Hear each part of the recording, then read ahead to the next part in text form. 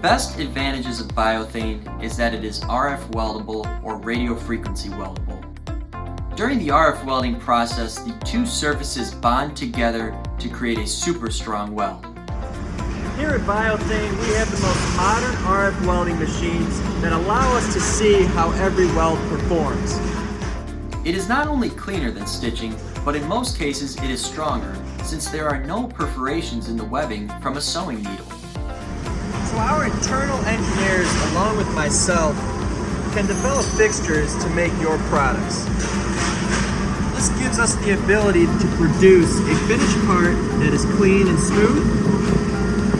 We can also put artwork in our fixtures to show a logo or a part number in the finished product. If you have a need to RF weld your parts, here is an overview on how to get started. First, we will need a drawing or any type of specifications that you have along with the test plan if applicable. Minimums can range from 250 parts up to 10,000 parts. Typically, a setup cost can vary from $2,500 up to $25,000, depending on complexity and scale.